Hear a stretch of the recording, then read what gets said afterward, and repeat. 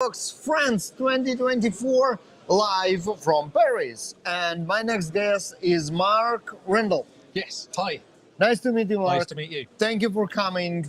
And Mark, you told me that your talks here at Devoxx are about the history of programming and Yes. programming languages. Yes, And this is obviously a fascinating topic. it really is.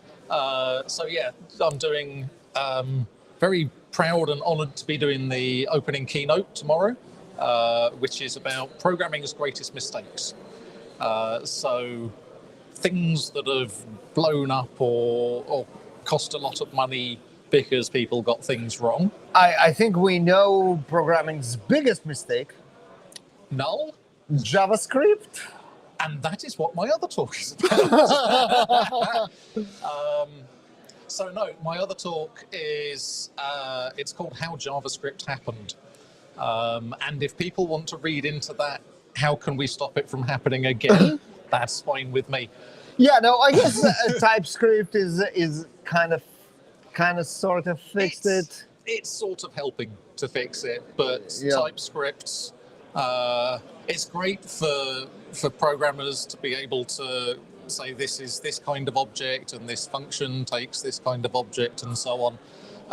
But by the time it's running, it's just become JavaScript again, and so it still suffers from all the things that JavaScript. No, but at least that suffers people from do a that. little bit less mistakes when they write code, right? Yeah, But yeah, you know what? Let's take it one by one. Okay, so the biggest programming mistake we kind of spoiled it is null. I think so.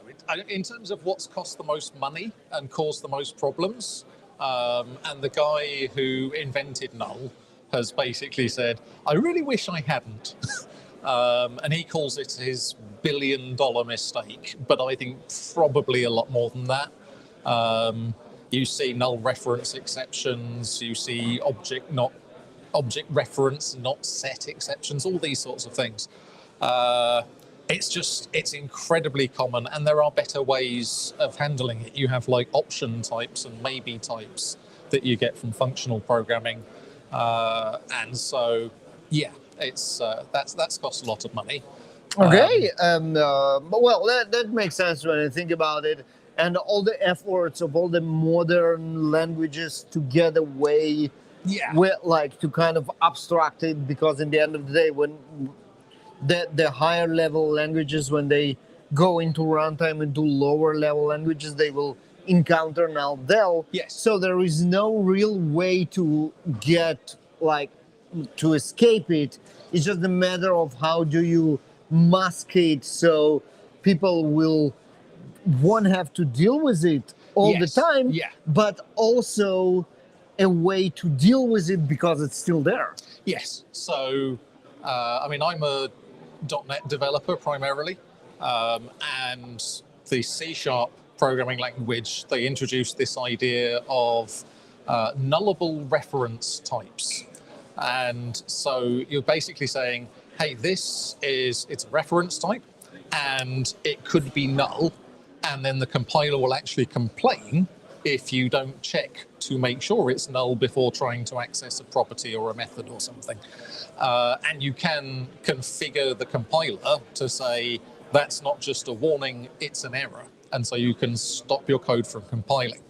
But it still requires you to put a question mark at the end of the type and that sort of thing.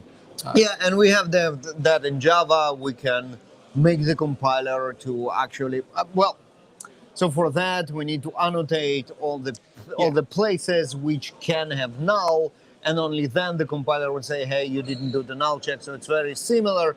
And there is like Kotlin, which said, okay, we don't have nulls. Yes. But the problem is that Kotlin uses all the Java libraries. Any one of them can have null. Yeah. So it's actually not really that's it. Helping, right? Kotlin will stop you from passing null to a Java library method. But if a Java library method returns a null, Kotlin still needs to check for it. Exactly. If you contrast that with, the language that everyone thinks of when you talk about safe these days is Rust. Yes. And Rust has no concept of null. It has a union type. I think it's called option. And you can have some, which is the value of whatever it is, or none. And with Rust, you can't.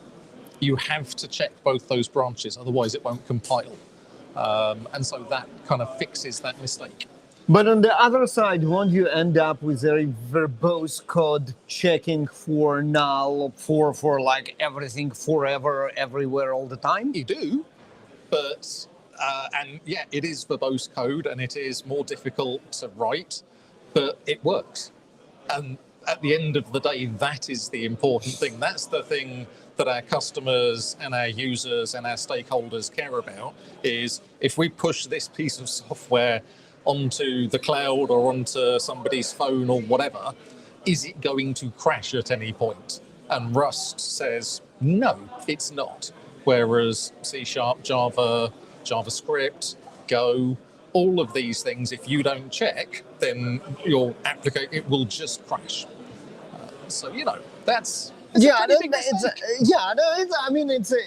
a trade-off, I guess. But on the other side, I would still argue that code which is very verbose and kind of full with checks that are not contributing to the business domain that this code is trying to solve, it actually reduces the productivity a lot. Yes. And that's where I like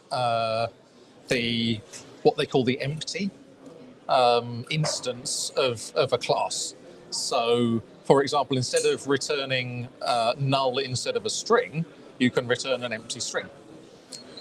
Instead of returning null instead of an array, you can return an empty array. And then you're not doing the code. If I return you an empty array and then you do a for or a for each, it will run. It won't do anything, but it will run. If I return null, then you have to say, if the array's not null, then for. And so as much as possible, I like those ideas of empty types. This is great, unless you really need the third option. Exactly. Right, when it's not something, it's not empty, it's just a lack of it. Yes, that's it. You need a way of saying there isn't one. Yeah, exactly. And that's when null comes in. This is how it was born, basically. There's always going to be a use for null. There's always going to be a need for null, a way to say there is no value. Exactly. It's like if you have a lady's details in an object and age, and she doesn't want you to know. Exactly. And so you can't put 0 because you get babies and they are 0. So you need a way of saying this value doesn't exist. And in those cases, you need to check for it. And that's when these language features like nullable reference types and the annotations are useful. That's fascinating. This is very interesting stuff. But we could do like the whole another episode on how to avoid the next JavaScript. Yes. And I think we do. We still have a lot of time. This is the first day. We have 2 days ahead of us. Yeah. If you feel like and you're around, just step in. We'll do another one about how to prevent the next JavaScript from happening. Yeah, absolutely. Excellent. That'd be great. Mark, thank you very much. It was fascinating. It was very, very interesting. And for all of you folks, stay tuned. You see, that's an amazing content. We will have more of that today, tomorrow, and also on Friday. Stay tuned.